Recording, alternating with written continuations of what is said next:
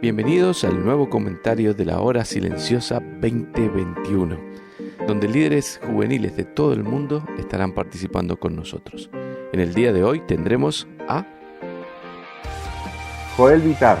Te saludo afectuosamente desde la ciudad de San Miguel del Monte, en Buenos Aires, Argentina, sirviendo al Señor junto a mi esposa Susana y mis dos hijos, Juan Pablo y Cristian, en el Ministerio de Palabra de Vida y en nuestra congregación, la Iglesia Cristiana Evangélica La Paz. En el día de hoy vamos a continuar meditando en la carta a los Efesios, capítulo 4, versículos 1 al 16, que dicen: Yo pues, preso en el Señor, os ruego que andéis como es digno de la vocación con que fuisteis llamados, con toda humildad y mansedumbre, soportándoos con paciencia los unos a los otros en amor, solícitos en guardar la unidad del Espíritu en el vínculo de la paz. Un cuerpo y un espíritu, como fuisteis también llamados en una misma esperanza de vuestra vocación. Un Señor, una fe, un bautismo, un Dios y Padre de todos, el cual es sobre todos y por todos y en todos. Pero a cada uno de nosotros nos fue dada la gracia conforme a la medida del don de Cristo. Por lo cual dice: subiendo a lo alto, llevó cautiva la cautividad y dio dones a los hombres. Y eso de que subió, ¿qué es? Sino que también había descendido primero a las partes más bajas de la tierra. El que descendió es el mismo que también subió por encima de todos los cielos para llenarlo todo. Y él mismo constituyó a unos apóstoles, a otros profetas, a otros evangelistas, a otros pastores y maestros, a fin de perfeccionar a los santos para la obra del ministerio, para la edificación del cuerpo de Cristo, hasta que todos lleguemos a la unidad de la fe y del conocimiento del Hijo de Dios, a un varón perfecto, a la medida de la estatura de la plenitud de Cristo, para que ya no seamos niños fluctuantes, llevados por doquiera de todo viento de doctrina, por estratagema de hombres que para engañar emplean con astucia las artimañas del error, sino que siguiendo la verdad en amor, crezcamos en todo en aquel que es la cabeza, esto es, Cristo, de quien todo el cuerpo, bien concertado y unido entre sí por todas las coyunturas que se ayudan mutuamente, según la actividad propia de cada miembro, recibe su crecimiento para ir edificándose en amor. Hasta aquí la lectura de la palabra de Dios. Y para comenzar nuestra meditación, recordamos que Pablo escribió esta carta a los Efesios alrededor del año 60 después de Cristo, durante su encarcelamiento en la ciudad de Roma. El tema central es la doctrina y práctica de la Iglesia. La motivación de Pablo para escribirla fue enseñar a los cristianos de Éfeso el alcance de los propósitos de Dios para con la Iglesia, dejándoles en claro que la posición y el ministerio de cada uno de ellos, como miembros del cuerpo de Cristo, es resultado de la gracia de Dios. Al observar este párrafo que leímos hace unos momentos, les invito a que identifiquemos juntos tres cosas que Dios espera de su iglesia. En primer lugar, en los versículos 1 al 6, la primera cosa que Dios espera de su iglesia es coherencia a través de un ruego encarecido. Pablo en estos versículos hace un pedido cariñoso, afectuoso a sus lectores para que puedan vivir a la altura del llamamiento que han recibido.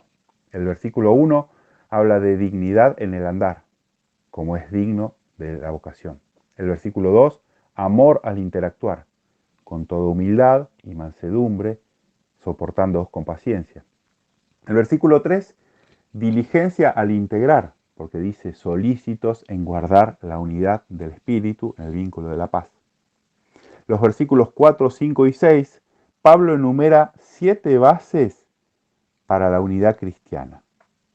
Así que aquí vemos la primera cosa importante que Dios espera de su iglesia. Él espera coherencia a través del ruego encarecido de Pablo. Y la pregunta que nos hacemos es: ¿vivimos de una manera coherente y digna del llamamiento de Dios? En segundo lugar, la segunda cosa que Dios espera de su iglesia es conciencia de un regalo revelado. Versículos 7 al 10. Y allí Pablo explica en detalle una verdad y un misterio de mucho valor para cada hijo de Dios. Y es que Dios ha decidido dar dones a los hombres, dar regalos. Y estos regalos consisten en capacidades espirituales que tienen un propósito de edificación de la iglesia. El versículo 7 comienza con un contraste.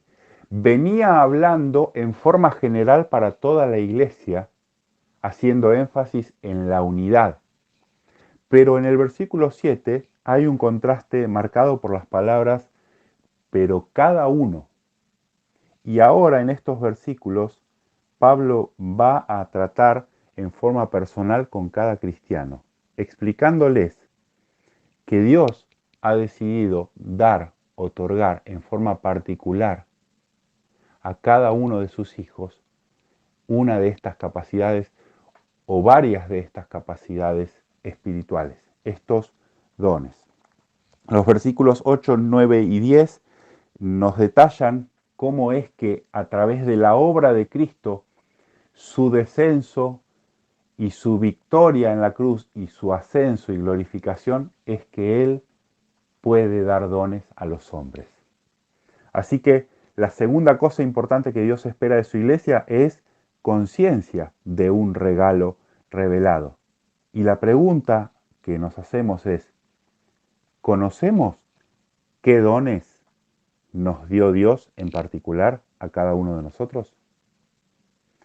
Y en tercer lugar, la tercera cosa que Dios espera de su iglesia es crecimiento por un proceso establecido. Los versículos 11 al 16 nos muestran que el Señor, Dios, ya diseñó un proceso asombroso de cómo su iglesia va a crecer. Y muchas veces nos preguntamos, ¿cómo va a crecer nuestra congregación? ¿Cómo se va a desarrollar nuestro ministerio? ¿Cómo es que vamos a expandir la obra del Señor en el lugar donde Él nos puso? Y nos preguntamos si tenemos que incorporar un nuevo método, aprender nuevas técnicas,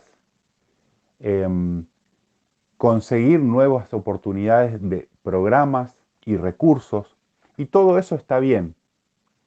Pero la realidad bíblica en este pasaje es que el crecimiento de la iglesia ya está diseñado por Dios.